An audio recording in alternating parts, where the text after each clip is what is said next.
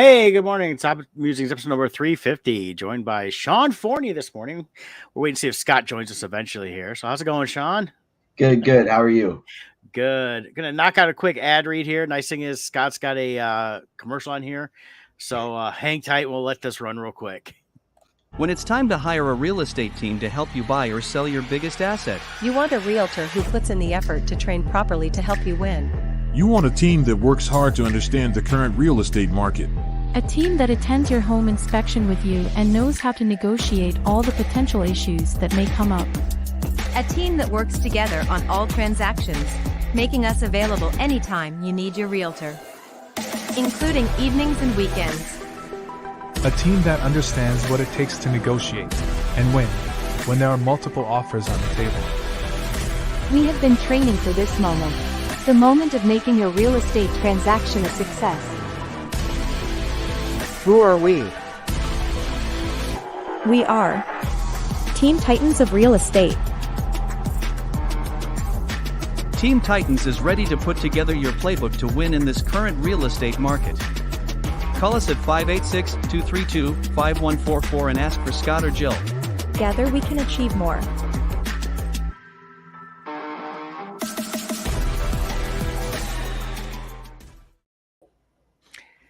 Hey, Scott. Hey. Got the ad read out the way, and not one person in that was a real person. That is all completely AI generated. I don't know. The whole world is AI now.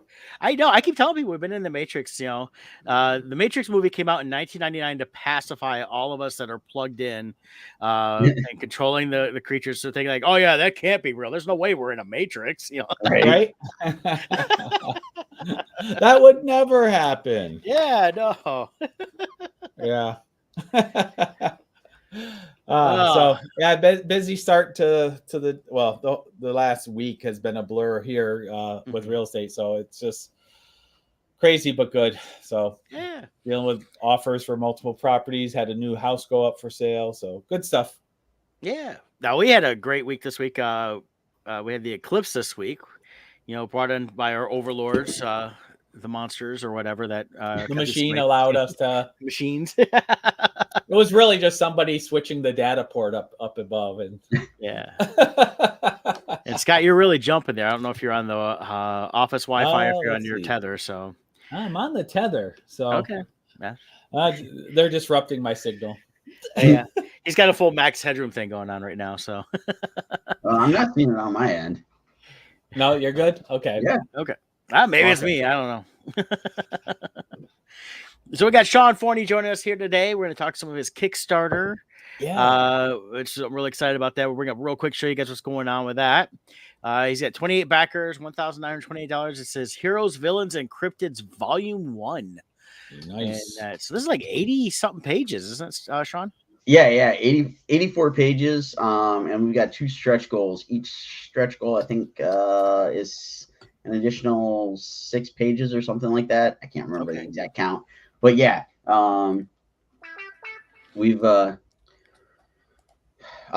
together like artwork last year to do this, and I basically separated out art into a bunch of folders, and then Steph went through and kind of weeded it out and separated it some more. Potentially, we've got enough artwork to do 3 volumes of this with no problem. Nice. Very cool. Very cool. So we can kind of cover a little bit, but I wanted, before we get into too deep though, you just got back from Wondercon out there in Anaheim. I did. How was that show for you? It was great. We had a lot of fun. I will preface it with, we did Disneyland the day before the show started. So we were at Disneyland from rope drop until like 11:30. Wow. Had a blast, went through and did a bunch of stuff. Finally got to see Galaxy's Edge, got through doing all the rides there and all that jazz. We were beat because we were still on Ohio time, because that was basically our first full day there. And so we were up and ready to go at like 5 a.m. So we got up, did our thing, and then we crashed.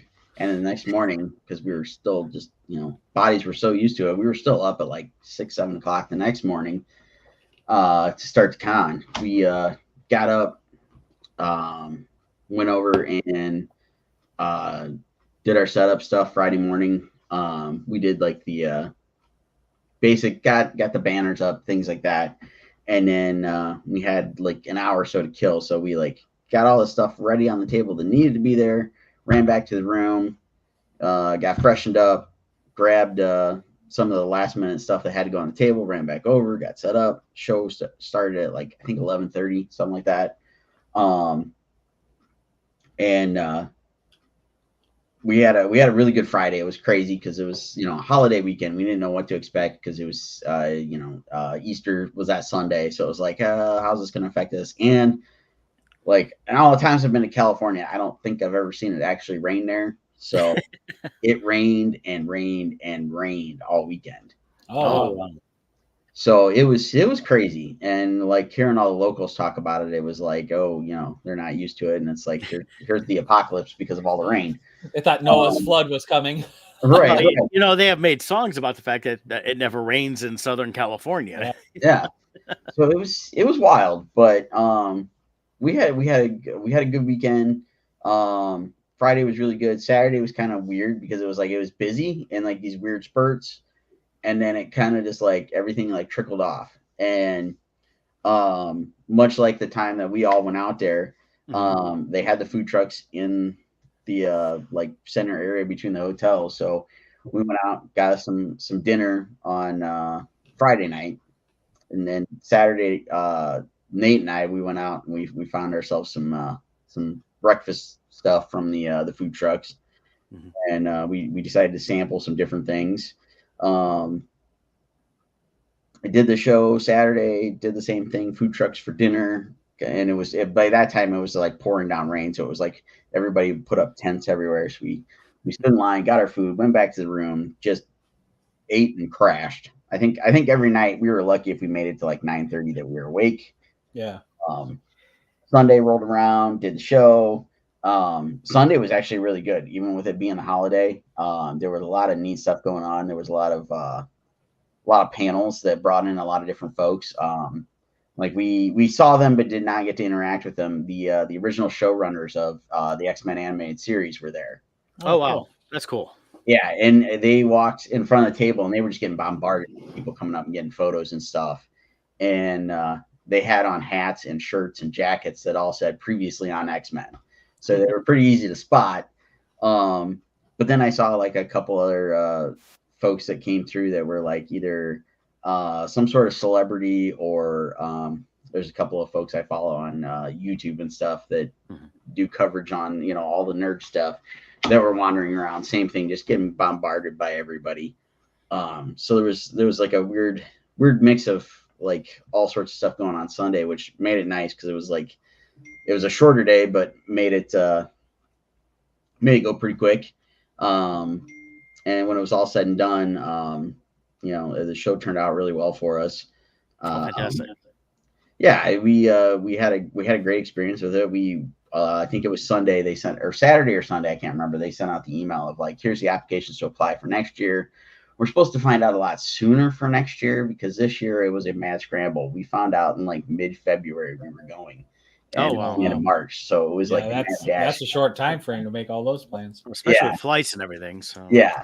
So it was a scramble, but we made it work. We figured out some of the kinks in our plan with how we get the stuff out there, because Wondercon was basically our trial run for going out and doing Comic-Con. Yeah. So we got home and immediately ordered some different bags so we can transport our stuff. Yeah. Well, I'll tell you this. I've got them here. I'll send you a picture, but through the place you get the mailers you use when you mail out your Kickstarters, they've got boxes that hold comics and trades that are perfect, and they're crush proof. Nice. And that's what I use to pack all the comics in when flying, so that way they show up not damaged. They hold up pretty good. I've got stacks of them to replace the old ones. Even the old ones they look rough, but the inside is still solid. So, but it's well worth it. You can get them from Amazon or directly from the Galaxy. Is it Galaxy or Gemini? Gemini, yeah. So, fantastic stuff. It's a good box, and like I said, and they're perfect size. They fold up nicely, and that's what I load everything up in. I even started loading just not books, just other smaller stuff, just to keep it all together and more uniform in the suitcase. So, yeah. And I took to when I did the special edition Comic-Con, I loaded it up with just all books, and I took a few metal prints. I didn't take any of my regular prints at all, being in a small press. And I was able to take, I think I took like 30 of each issue of the Crimson Shadows at the time. I took 25 of my trade for Expendables. I forget how I took probably 20 each of the Bhutan Scabs just to make. So I took a ton of stuff, and I got it in my 2 suitcases plus my carry-on. Nice. And I sold through at special edition a ton of that stuff. I came back with almost no Crimson Shadows, and we only had through issue 3 at that time. It just come out, and then everything else I was a lot lighter on too. But I definitely sold a lot of books. I would say take as much as you can. That's the challenge, is like trying to figure out how much to pack, because like for this go around with Comic-Con, this is a new experience for us. I got the Artist Alley table, and Steph got a small press table. We have no idea how that worked out, so now we got to take double the stuff. Right. Well, nice thing is you each get your own suitcases, so you can definitely load up that way. You guys fly Southwest, or are you flying Delta, or who are you flying? Southwest, but I usually use all the suitcases just to haul all my junk. So, well, I mean, you know how to set up for the 4-foot area in Artist Alley. And definitely for small press, like I would go heavy on the books, and then and less on the art for that. And then definitely want to, of course, have some of the books on your table there, if you can, as much to show off a little bit in the Artist Alley area. There's just not much room there. So. That's we're trying to figure out some better ways of displaying stuff so we can make it all fit. Like I said, we kind of treated the last couple of shows that we've done as kind of like a trial run of like, how are we going to do this setup? Nice. So we're trying to work out the kinks on that so that we can make it worthwhile for making that trek. That's the side of Comic-Cons the fans don't usually see, is the logistics side. It's a lot of work for all of us planning these trips. I mean, obviously there's the expense of hotels and all that, but it's time consuming just planning. Okay, what inventory am I bringing to this show? How am I going to get it to this show? Where am I going to stay? Where am I going to eat? Where, all these plans come into play, and it's you got to be so much more than just an artist to do these things. Well, I'll tell you what, Sean, one night though, you guys will have to Uber out with us to a place called Fernside. Okay. And for $20, you get a burger the size of your head, you get the best waffle fries ever had, and you get a beer. Nice. Yeah. So it's the best deal in food we found anywhere out there. So I'm definitely up for that. So with doing this trip, at WonderCon too, Nate Lovett went with us. And it was his first time setting up a WonderCon. And this will be his first time setting up a Comic-Con. Nice. And when we found out the whole mess with Steph getting the small press table, we talked to one friend, and he was ready to go with us, and he was going to do it as part of his day job. And so we started making plans, and I tried saying what Scott was saying, like, there's so much planning that goes into it, because he wanted to know so he could tell his day job, well, what hotel are we staying at? And what are we doing for this and this? And I'm like, that's not the way Comic-Con works. This stuff's got to be parsed out. We got to go through their schedule. And I tried to tell him about the hotel apocalypse and doing all that mess and everything that goes with it. And I'm like, dude, it's going to be spread out from now until June. We're going to do something different every month where we got to fill out a form. And that did not compute with him for a little bit. Unfortunately, the day job told him no. So we got a couple other friends that are going with us. So Jamie Snell and Jen Clower are going to go out. They're going to help Steph run the booth. And Jamie's a good guy. I know Jamie. Yeah, Jamie's doing an exclusive print for us. Nice. And not sure what else we've got cooked up for that, other than we've got some brand new. We're going to have some exclusive enamel pins. I wonder if you could come up with some kind of promotion to encourage, like, if someone visits both booths, your artist booth and your small press booth, they get some bonus or something. We've been trying to figure that out, and I think we've got an idea that we actually were working on a little bit last night. So we'll see if that plays out. See if we can. Of course, with the size of the building, it's only a 3-mile trek to get to the other booth. Here's the thing. I don't believe it's the size of the building that's the problem. It's the fact that it's so densely packed. Because I literally had people bring books to me and took books to Kevin last year. And the one guy brought, he goes, "Oh, yeah, we It'll stopped a take couple 2 places, hours." but it took us 2.5 hours to get over Yep. here." And Yeah, it's not the entire length of the show; it's only half the show. Yeah. Oh yeah. Yeah. Just go to the bathroom when you're leaving your artist press table. It could take you 45 minutes to go to the bathroom, get through the crowd, and come back. Yeah. I've tried explaining that to numerous people, and they just look at me like, like, Mhm. I don't believe you. You're nuts, whatever. Especially like when we found this out and we were trying to plan everything, and we were talking to my mom and dad about coming down and babysitting the dogs for us. And we were trying to explain it. It's like, no, you don't understand like how far apart this is and how long it would take to get back and forth. Yeah, it's crazy. nuts. I had some nice neighbors last year. I was in Artist Alley, and Yeah. I tried to not I hydrated and went to the bathroom before the show started, and then tried to go as long as I could without having to leave, just because one was busy. And then if I saw a break in the crowd, I let my neighbor go, "Okay, I'm gonna run to the bathroom." I'd still be gone. Like I said, 15, 20 minutes just to get there and get back. A lot of times it's actually faster to go out to the lobby, take the escalator up, and then use the second floor to walk across, and then the escalators down. That'll get you down to reception, like C. Yeah, that's pre-COVID. Now it's not easy. Oh, did they change it? Yeah, they had that whole section right there on the end by Hall H was kind of blocked off, and they had security stuff there for Hall H stuff and things like that. And so I had to go around the corner, and I could get in the bathroom. It wasn't bad to get in that bathroom. It really, the hardest part was literally just fighting the people standing in line in Artist Alley for someone, and everybody trying to come in and out the whole time. Once I got into the bathrooms, it usually didn't wait too long, and then you get done and then run right back. So I mean, you didn't have time to stand in line for anything else, but it's nuts. It's nuts. Like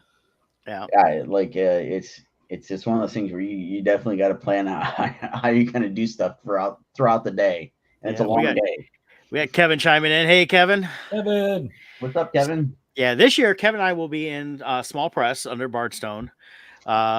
We didn't get a Artist Alley table this year. We're going to try next year to get Kevin back in Artist Alley, and I'll stay out in small press if possible. But the nice thing about this year is him and I covering the table together. He'll have a chance to actually go and explore the show a little bit, which he's never really had a chance to do. So I think that's going to be cool that he'll be able to experience what I've done a couple times already, is experience the show without being set up. And get to see things, go meet some of the people, stand in line, stuff like that. It's funny, like even today, these last few weeks, people mentioned, "Oh, you're going to San Diego. Oh, you're going to go to Hall H." I'm like, I've never gone to Hall H. No. No, thank you. And then, of course, last year with the strikes, it was nice because that brought everybody back into the main floor. But it's definitely going to be interesting this year with it, Hall H probably being back. Although an April 1st joke said that Hall H was canceled, which is which was hilarious. But it's gonna be interesting because I actually had people come to the table, they bought stuff and they're like, "This is kind of cool. We usually spend all day in Hall H." It's like they forgot there's an actual Comic-Con out there. I talked to a couple of folks like that at Wondercon, where it's like they said that the show was entirely different the last time, and they enjoyed it so much more because it was like, hey, we can go in and go see the show, and it's not just a giant mess. Right. And that's what it is. I mean, you don't need all the sit for days just waiting for the people to come out and tell you about the stuff that's coming out. And, I think it's neat a little bit, but it comes so much more of its own thing. That's like, why even, you almost don't even have the other con, just have here's Hall H week and then the Comic-Con. Just sell tickets just to Hall H. We tried it once. We stood in line for Hall H one time. We didn't get in. We did do Ballroom 20, which was cool. It was a very cool experience doing that. I did do Ballroom 20. Was it 22 is the last time 22 I was just hanging out, and I got up there in the morning on Saturday because it had all the ones I wanted to see that day was actually in Ballroom 20. The Hall H stuff was like, oh, it's all the big stuff. I wanted to see the actual cast from stuff coming in, hang out and do more Q&A stuff, and that's when they were doing like Evil.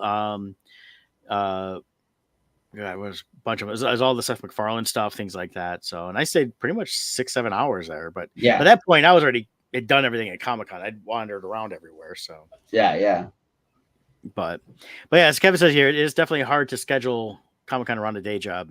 It's a beast. Yeah. Well, like even like my experience, I did it 12 years in a row, and my only experience of the Comic-Con itself, other than working it, is like the pre-show, walking around and seeing the sideshow booth. That was always my highlight, going to the sideshow booth. Yeah. And then trying to snap a couple pictures, like with the security guards not seeing, because they yell at you if you're taking pictures before the show starts. Right. But like that's the only time I got to see it. Yeah. And then the infamous no running at Comic-Con. And Right, of course, right. running, you see the stampede of the bulls as everyone's rushing in to flood the different booths.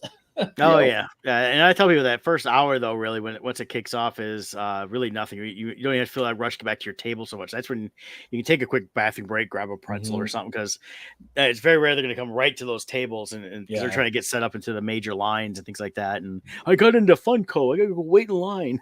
Right. So cool. But it's a good experience still.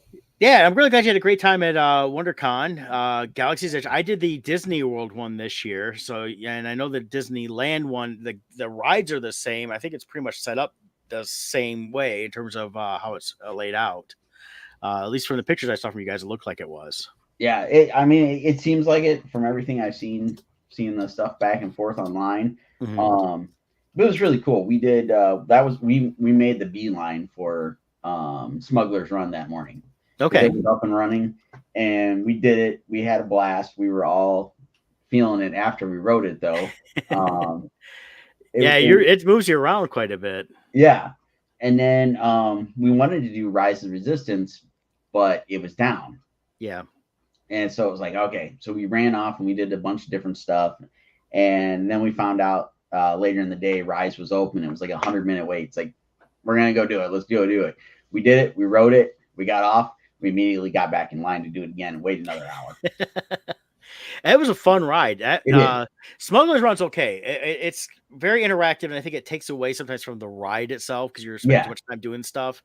Yeah. But Rise of the Resistance, I love the whole theming of everything from the initial queue once they get you in, you board the transport. I mean, you got everything going on. They bring in the Resistance, and then you end up on the in the docking bay of a Star Destroyer. Yeah. And it's huge. I mean, even there, you can see how huge the scope was. They built this thing. So you feel like that really felt like you were there more than anything. Oh, yeah. It was incredible. I was blown away by that one. We all were. It was just like, that was amazing. Let's go do it again. And like, we made sure when we got in the second time, it's like, okay, we got to get in one of the different lines because we found out there's 2 different routes. And so it was like, we want to make sure we get in one of the other cars. So I even joked. I was like, I'm just going to go up to him and be like, we want the other car.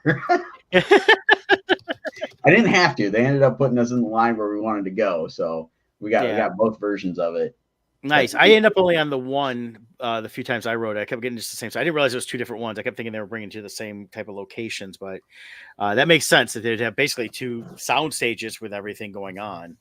Yeah, I mean, your cars interact like a couple times where you come up next to each other, but you end up splitting off and doing 2 different routes. And you see, like, I think it's only like 3 different things. Like, you see the probe droid, you see Finn from a different angle, and something else. I don't know. Maybe I did do the both ways because I saw Finn a couple different ways and didn't think nothing of it. And I definitely saw the probe droid, and then you got, of course, Kylo pops out there and he's right there on top of you almost. Yeah. My favorite thing though is when you go under the AT-ATs. It's like, oh my god, they actually built them. Yeah. That was crazy. And we've got a friend that works at Disneyland. She was telling us about some of the behind the scenes stuff on how that works and whatnot. And it was just cool. I mean, it was neat to neat to ride it and then find out some of the here's how it works, here's what you're doing, here's how they got you to feel that and all that kind of stuff. Yeah, that's what I like about those rides is afterwards finding out some of those tips, and that it doesn't take away from the ride for me. Then I go back on, and what kind of those things are, but it still makes it even that much better. So yeah, that's cool. Yeah, I want to get back out there to Disneyland. I have to look at you guys are trying to get for WonderCon next year. Yes, yeah, we had a good enough experience. It's like, okay, let's go back. And hopefully we can do it because it falls. It's nice. Like the last couple times, it's fallen when Steph has spring break, so. Well, we don't have to worry about her trying to get out of work and stuff, and makes it convenient so we can get out there and then hopefully have a day where we can do Disneyland. Nice. And then do the con and It's nice when you, trip. yeah, it's nice when you can do those kind of shows where you can kind of merge it with a vacation and make it an affordable vacation, or even have it paid for by your trip. Yeah. And next year it's not a Easter weekend. It's same weekend, but it's not Easter weekend. I saw. So yes. So it'll be a little different on the crowds and stuff like that. Still kind of a spring breakish type crowd probably, but Disneyland doesn't get like Disney World for spring break. They get busy, but it's still mostly just Californians and a few people that come in here and there. But I definitely want to get back out there. So I don't know. I may be camping out on your guys' floor for WonderCon, and kidding. We'll figure that and do WonderCon and do some Disneyland with you guys again. And because I know when we went.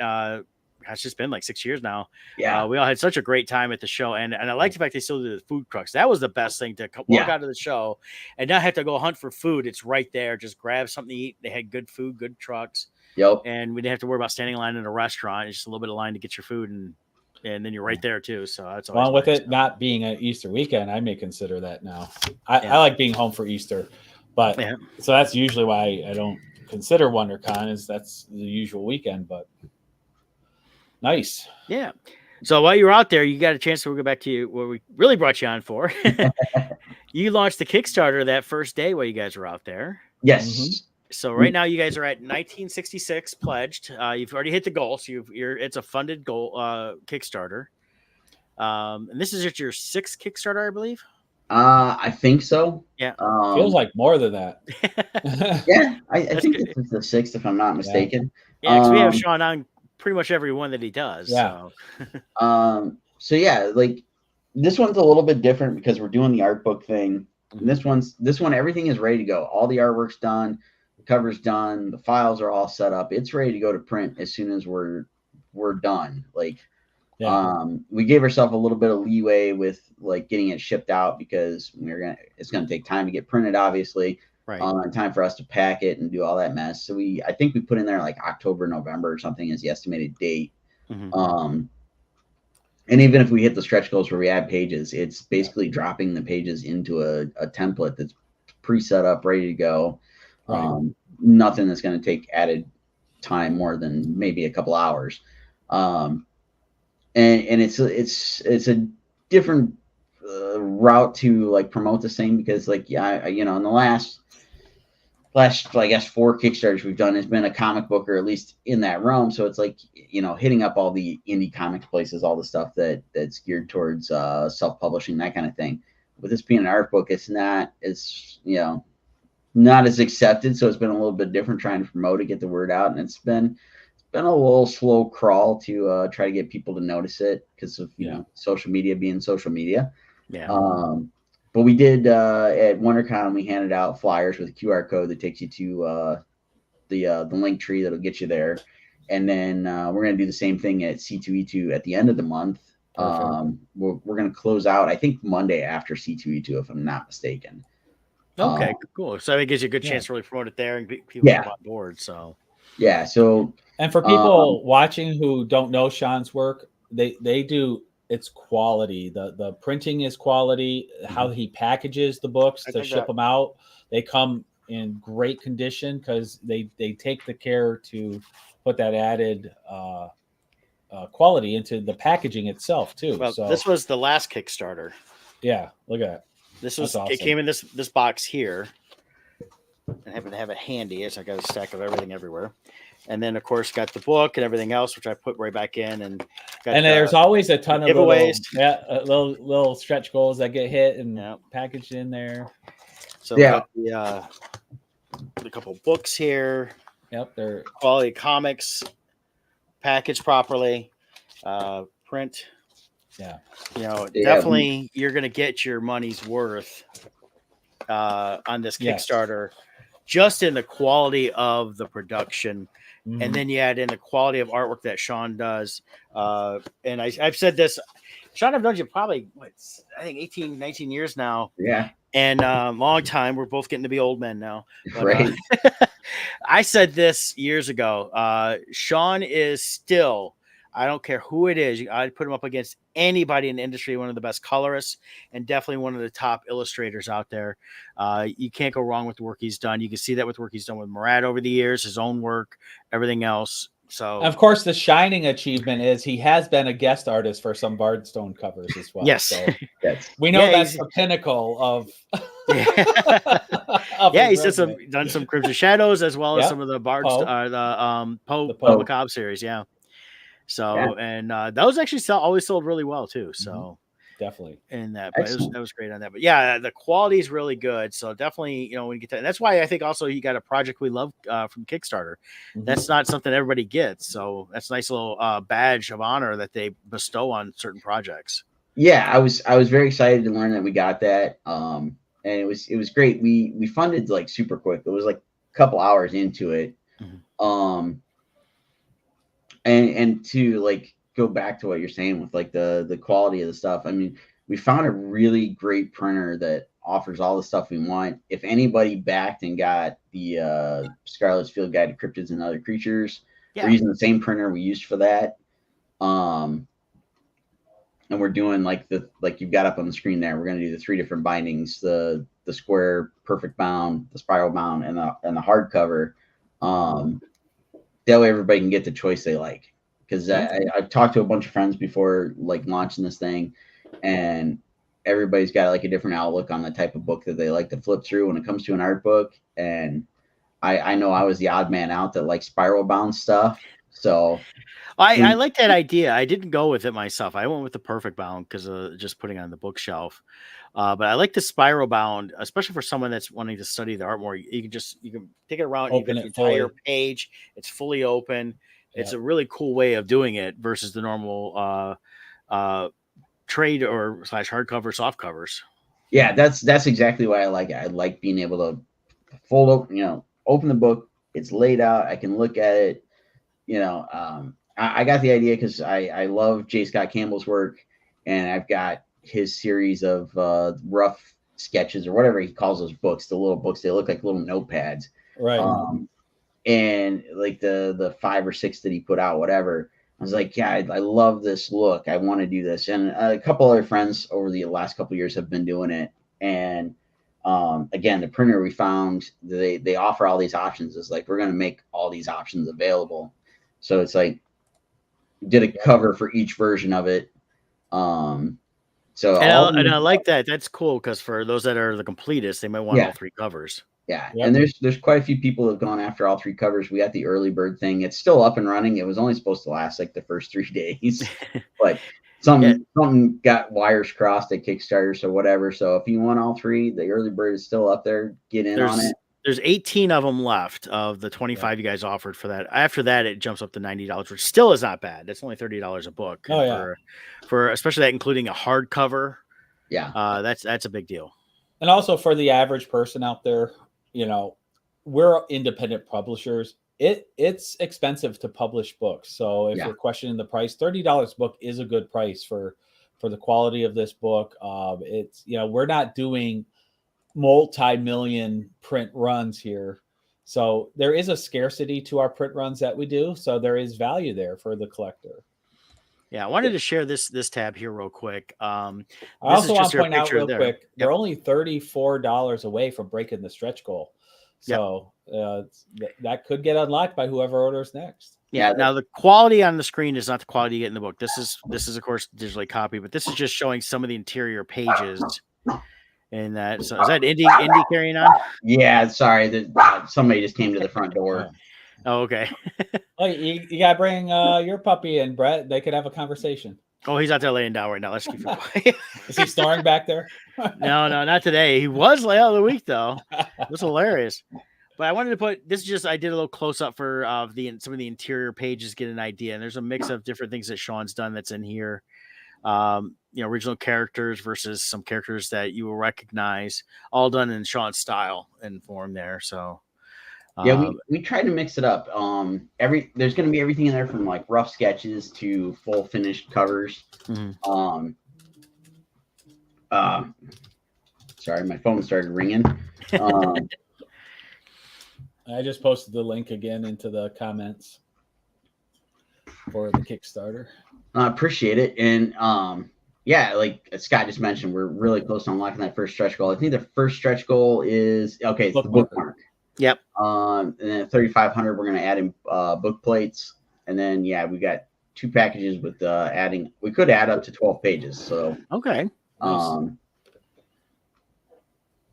So that's the game plan. That's what we're shooting for. And Excellent. we we had a fun time putting this together. We've been putting this thing together for over a year now, because we did like a short print run, 25 copies. Took it to some cons last year. They sold out. And we wanted to test the printing, that kind of thing. And the printing turned out great. We were happy with it, because we wanted to try to pick the cover stock, because I wanted a cover stock that was like going to hold up, but that I could also offer remarks on. So we found something that worked out. The printer like actually went back and forth with us to try to make sure that paper stock we were choosing was the right route to go. It was actually last summer that Steph actually started building the Kickstarter page, because we had most everything done except for the cover art. So we were actually building it last year when we were at Colossal Con at the beginning of June. Oh, wow. It's time consuming to put these pages together, and the whole, then all your add-ons and everything. It takes a lot of time. It does.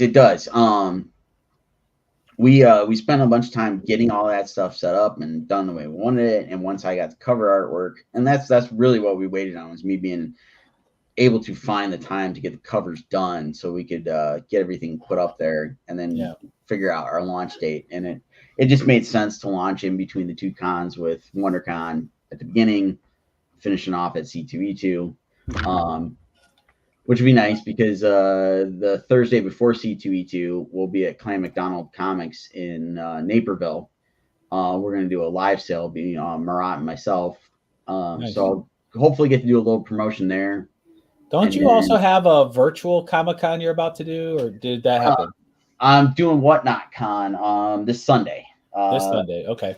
7:00. For those not familiar, Whatnot is a online, it's a app-based market, essentially. Yeah. And they're hosting their first con. It'll be all virtual. It runs starting tomorrow. Starts tomorrow, runs through Sunday. I can't even remember the number of people now that they're saying is part of it. It's like, I thought they said like 1,500 vendors or something. That sounds about right. I was going to say 2,000, so somewhere in that ballpark. It's a great resource if you're trying to do like the live sales from home. You input your information. You'd be like, okay, X book for X dollars, shipping's blah blah blah, and it's all taken care of. You get all the information.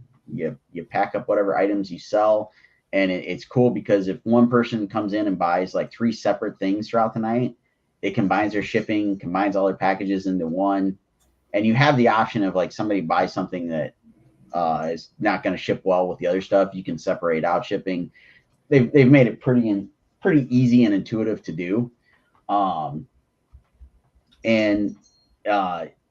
you get your item packed up, you ship it out, and once the person received it, it's all based on when that barcode gets scanned by the shipping service, you get paid. And they take, I can't remember what the percentage is, but it's a nice deal to make your life a lot easier than, like, we still do it and still enjoy the idea of doing like the Facebook live sale, but with that you've got to like hunt down people and get their PayPal emails and all that kind of mess and send them bills and all this. Whatnot does all of it for you. So you ship to Whatnot, and then Whatnot combines it? No, we ship it direct to the customer. Okay. Whatnot just offers a ship station basically in their platform. You pay for shipping through them at a discounted rate. Like I said, you can, like, if somebody buys like say 3-4 items, you can combine it all into one shipping package, so they're not paying like say $5 per item to ship. It's $5 flat fee. But if they bought something that's not going to pack well together, like if you were selling, like, it started out as something to sell Funkos and shoes. That was like their niche market at first. So like, you imagine if like you're selling shoes and comic books, you don't want to pack those together. So you could like separate out your shipping and be like, okay, it's going to be $5 for the stack of books and $5 for the shoes, or, whatever the case is. It's very convenient. We've actually done a few of them at conventions. We did that last year with Clan McDonald at C2E2, and it was very successful. Nice. So it's like just an added way to add to what you're doing at a con. Or we did it through winter. We started doing like one a month, so we could kind of build our audience and stuff.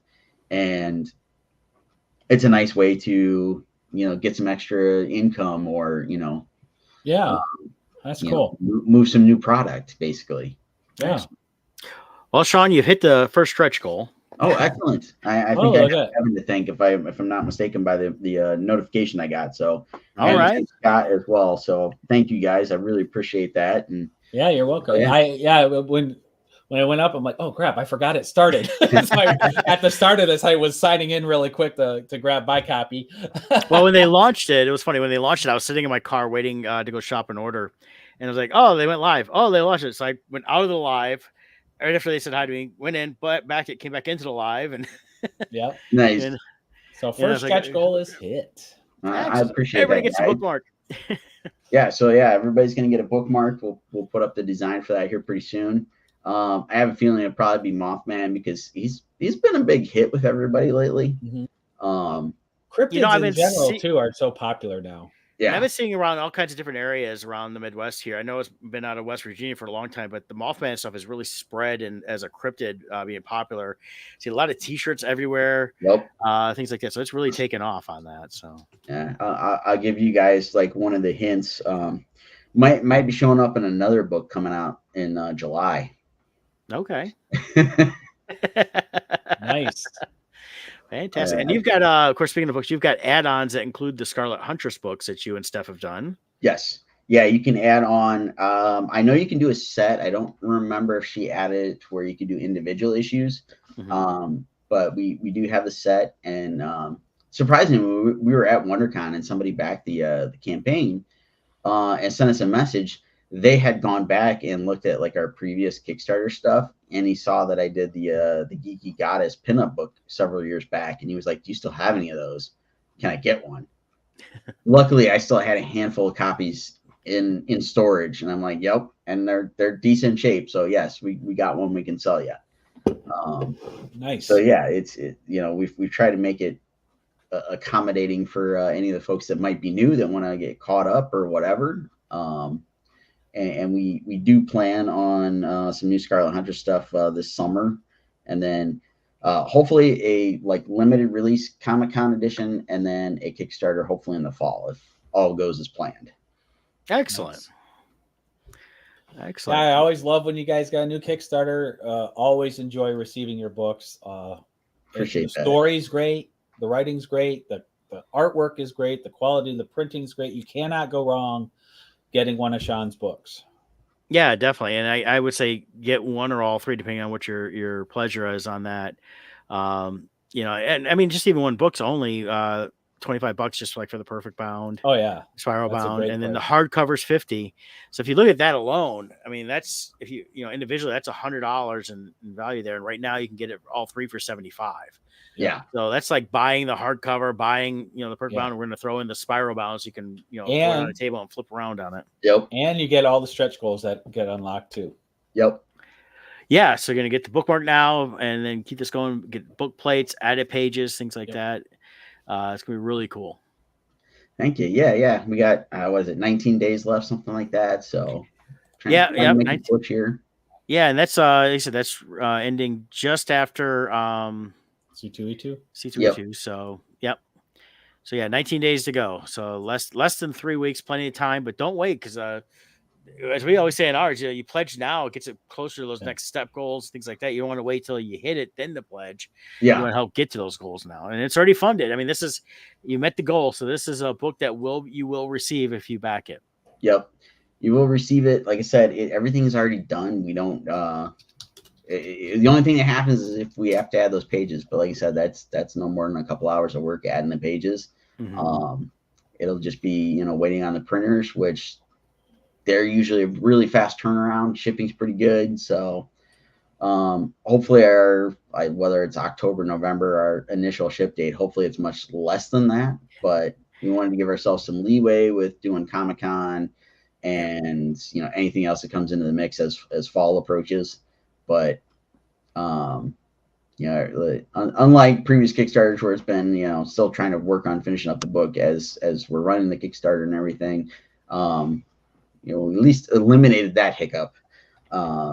So that's one thing we always try to do too, is have the books done or in such almost in a completion mode where once the Kickstarter's done, it's just finalizing everything to send it off to get printed, because printing is one thing. It takes a while sometimes. You got to wait on the printers and time and get put into the queue and all that. Yep. We've Steph's got a school project she's dealing with the printer stuff, and they need them for like next weekend, and I just got the notification that they shipped today. So yeah, there is that struggle of trying to figure out when the stuff's going to show up. But so for people who aren't familiar with your work, you've got quite the list of major like franchises and different titles that you've worked on. Let people know some of the big titles you've worked on. So most recently, most people might be familiar with Lady Death. At this point, I've done I'm gonna guess probably a dozen or more covers with Lady Death or one of their various other titles at Coffin Comics, doing coloring work. And also when they run their Kickstarters, they do what they call a handcrafted version of the book, which I actually hand color like 20 some odd versions of whatever the special cover is for that Kickstarter. So I've gotten to do a couple of eBass covers, Will Sportasio, and coming up, I've got a Rob Liefeld cover that I'll be doing. Nice. I've worked with Marat Michaels for about a decade now. We've done all of the stuff at Counterpoint with Do You Poo, All Out Poo, Poovering, Tigum Verse, Hardly Thin, Naughty and Nice, Pray for the Sinner. Like all his titles I've worked on some capacity one way or the other. We've also done a number of other things. We did one of the first projects I worked with him on was doing a Zen the Intergalactic Ninja miniseries. I've worked on Lego, I've worked on Bakugan, I've worked on Marvel sketch cards, I've worked on a Marvel licensed children's book. So you name it. I think I've done all sorts of wild and crazy stuff over the last 20 some years. Got some other stuff in the works that is kind of cooking with various folks. So we'll see what happens with some of the new stuff coming out. So as you can see, he's got an extensive resume and presence in the comic industry. So, you're not just buying some random dude's art book here. He's got gravitas. And like all of us, though, this isn't work that just fell in his lap. Sean's been out there working hard and putting himself out there, showing off his stuff, picking up the work he can. And like you said, 10 years with Marat, that's a long time to be working with somebody on different things. Yeah, it's great. He just posted when we were at WonderCon, it was like we were approaching that 10-year anniversary, and he showed off like the very first Do You Poo cover. And it's like crazy to think back that we've been working together that long, because it was probably a good year, almost 2 years, I think, working with him before he started doing Do You Poo. So I guess it's probably been about 12 years now. But yeah, I started with him doing that Do You Poo thing, like basically from the ground up, doing various covers, and I helped do some of the interior pages as he was trying to get the book out for whatever con it was for or whatnot.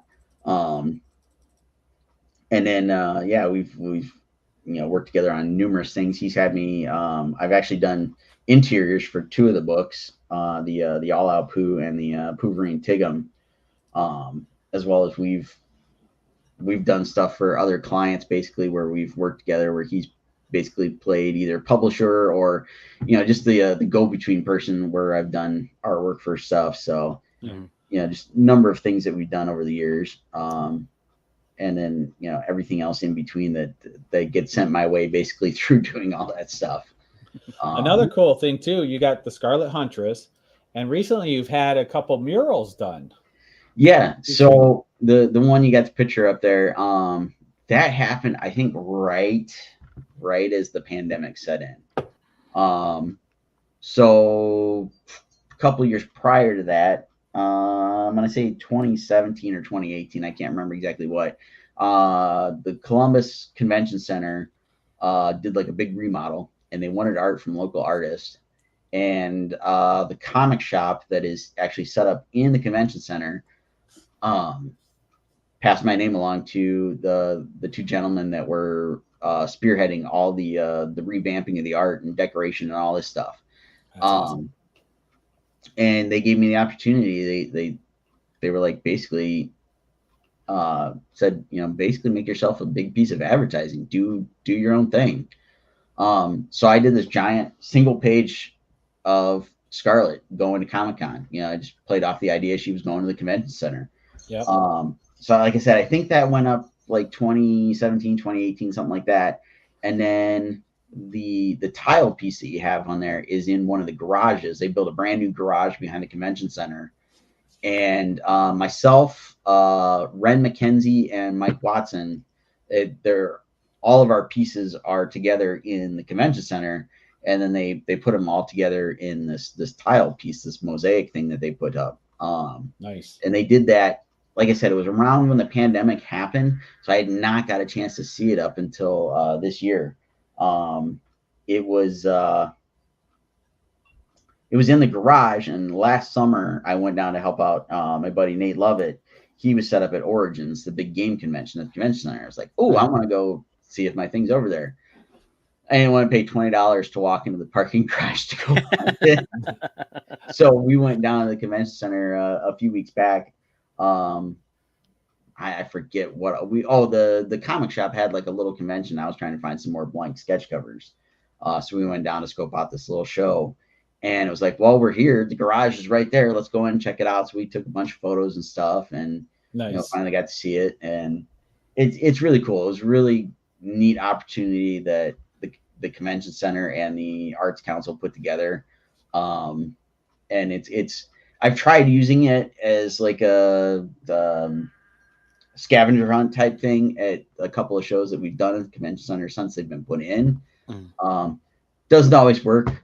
I'll tell people, hey, go, take a selfie with it, post it, come by the table, and you'll get something free, or I'll give you a discount, whatever.